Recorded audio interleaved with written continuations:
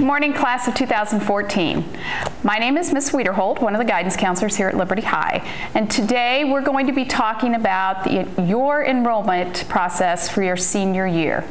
And so what we're going to do today is we're going to go through this career and educational planning guide, and I know you guys have all seen this before, but we just want to point out a few things that might be different for your senior year.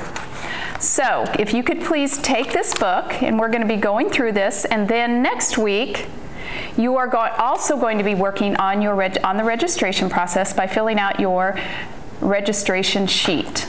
So today we're going to start with this book. This book, as you know, is filled with information about graduation requirements and also about the courses that are offered at Liberty High School next year. And there are a few changes, so we really do strongly suggest that you actually look at this book after class today. Okay, so first we're going to start with the graduation requirements on page 3. And I know that you guys are very familiar with the graduation requirements, but we would like to just point out a few things for your senior year. Remember that it takes 4 years of English to graduate from Liberty Public Schools. So for the majority of you, that will mean that you need to take English your senior year. It also takes 3 years of social studies, and for the majority of you, you are actually completing your 3rd year in American government, but we do have other opportunities for social studies that you may want to take advantage of. Mathematics, as you know, and for science, it takes 3 years. But then you also realize, of course, that it is a good idea to take math and science during your senior year, and we will definitely encourage you to do so. It takes 1 unit of a fine art, and a half a credit of a practical art, 1 full unit of a PE, and a half a credit of personal finance. And then we also have, as you know, a half credit of health and 9 electives to total 25.5. So on your graduation progress sheet that you received yesterday from your advisor, you should be able to see exactly what you still need. Remember on that sheet to deduct what you're currently in. Because no grades are absolutely final until the end of the semester, and then again in May, you will need to take those away from your course, from the courses that you still need. Okay, if you want to go ahead and turn to page 4, this indicates a college prep studies certificate. Actually, we do not give the certificate anymore, but this is a good guideline for you to just help you figure out how can you best be prepared for college. So as you know, there are some statistics out there, you may know this, that it's close to 45% of students do not actually complete college once they enroll in it. So we have given you here some classes for you to take that would be a good idea to help you really prepare for not only getting into a college, but actually completing all 4 years. Because that is definitely what we want you to do. Or if you're going to go to a technical school or a community college, any of those options, these are good options for you to take while you're in high school. And as you can see, if you would look at this, that the majority of these really closely match our graduation requirements with a few exceptions. One of the exceptions is the math. We only require 3, but if you're going to move on to college, we really do suggest that you take 4, because there are a lot of college entrance requirements that require 4 years of a math, and as well as 2 years of a foreign language. And you know that to graduate from Liberty Public Schools, you do not need 2 years of a foreign language, but there are a lot of colleges out there that will expect you to have taken 2 years of a foreign language. And speaking of that, if we move on to on page 5, you see here the post-high school education admissions requirements. This is just a guideline for you to see what some of the more popular schools that our students go to require for to get into their college. But you know, there's over 2,000 colleges and universities across the United States, so we're not able to put them all in this book, but this is just a good example of that. Basically, you need to stay in your math, English, social studies, science classes. You need to make sure you take your foreign language. You need to make sure that you're taking classes that are related to your career interest, and it's okay to change that. If you've changed your mind about that a couple times, that's okay. And of course, it's going to indicate on this sheet that there's a certain ACT score and a certain GPA in sometimes. So you just need to make sure you keep your grades up and keep taking the ACT. Many students take it more than once. Okay, if we're going to go ahead and turn our page to page 6, this is our advanced placement courses, and then in the pages after that, you can see that those are our dual credit classes. And you guys know that you may very well be in an AP or a dual credit class at this time as a junior, because we do have a lot of opportunities for that. This is just a listing of all of our AP classes that are going to be offered next year. And you know that in an AP class, it stands for advanced placement. And you probably are already aware that you take these courses, and at the end of the year, you can, it's your choice whether you want to set for an exam, and there is a cost for that.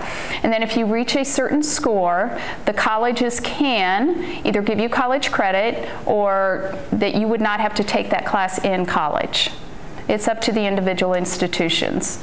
And then the dual credit classes, which start on page 8, this is another way for you to actually earn college credit. Okay, and these classes, as you know, you will be taking them here at Liberty High School on Liberty High School campus. They are going to be actually taught by Liberty High School staff, and you will be earning Liberty High School credit, but also you have the choice, if you would like to pay for college credit. And this chart, what it basically shows you is it shows you the actual title of the class, how many credits, and where that credit is coming from. And just remember on this, it's your choice whether you pay for the college credit, and also that you do not have to go to that college. A great advantage of all dual credit and AP classes is that it really, the more rigorous content really prepares you to be a good college student. It prepares you to actually go into college and be successful. So if at all possible, we strongly do encourage you to take one of these classes. You do not have to pay for the college credit, but it's a great option because it's oftentimes at a cheaper price. Okay. The next thing on page 10 of your book is A+.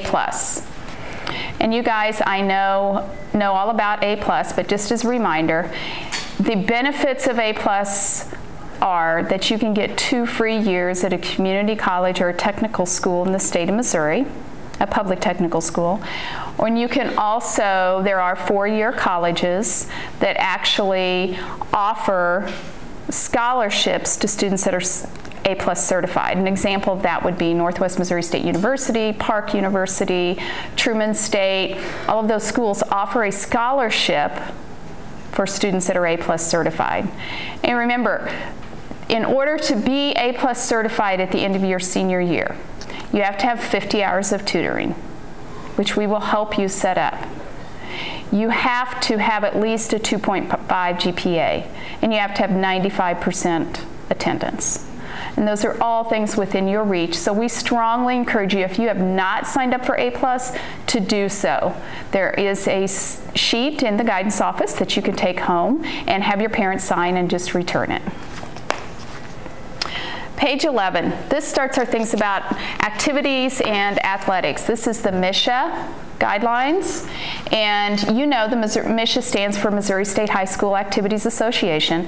And basically what this is saying is that you have to, as a Liberty High School student, if you want to participate in not only athletics, but actually contests that are actually covered by Misha, which would be the choir competitions, the orchestra competitions, the band competitions, debate, and also the athletics, you have to be enrolled in 6 credit-bearing classes, and you also have to pass 6 credit-bearing classes the semester before the competition. So that's just a reminder. I know you guys are all familiar with that. The next page with NCAA, and then if you turn the page to 16, you will see NAIA. Basically, guys, if you are thinking that you want to be a college athlete, you need to just be prepared for that. Because NCAA, they want you to have taken certain classes while you're in high school, and also with NAIA, they want you to have received a certain GPA score and ACT score. So just speak with your counselor for support navigating this process, because we are definitely here to help you with that.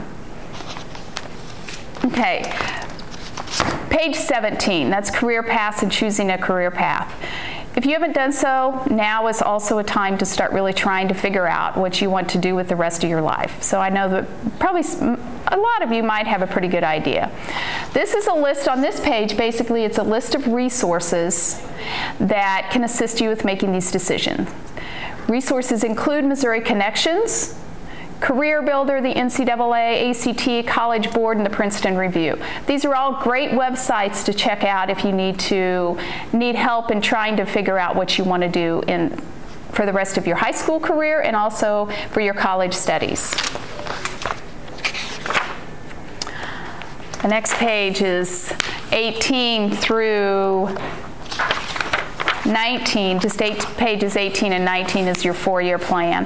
And I know, guys, this is the last year of your 4-year plan, so you have probably already planned this out. So we're going to go ahead and skip to page 20. This is the course offerings by department. Okay, this is all the LHS courses offered and what grade you have to be to take a course. As a senior, incoming senior, you will notice that there are some classes that are open to just seniors, okay? And then, starting on page 27, is the course descriptions with sequence charts. As you can see here, this is the business sequence chart, the very first one. Just remember with these is that some of them, even though you're a senior, you may not be eligible because maybe you haven't met the prerequisite. So just make sure that you pay attention to the prerequisites that are listed in this book, okay? A few things that I want to make sure that you understand about your senior year and some different opportunities is, for instance, let's go back to the A+. The A+, there is a change in the A+. Currently, you can take an A+ tutoring class for credit. Starting next year, the A+ tutoring class will not be available for credit. You have different opportunities to take A+, and those were going to be, you can do it during the summer, which is a great opportunity during summer school. And also do it before and after school, or you could take the EIP class. And there is a description of the EIP class in here, which we strongly recommend you to look at. It is a great program. There's also an application for the EIP class, which your counselor, when they meet with you next week, will tell you where that's located on our website. The other opportunities is the marketing program. The marketing program is a great program. Not only will you have to take the class called Fundamentals of Marketing, but you also have the opportunity, if you so desire, if you have a job, you can actually have release periods during the day and earn credit for your work, for your outside job, which is a great opportunity. Your counselor will go over a lot of these changes and a lot of different things that just apply to seniors next week.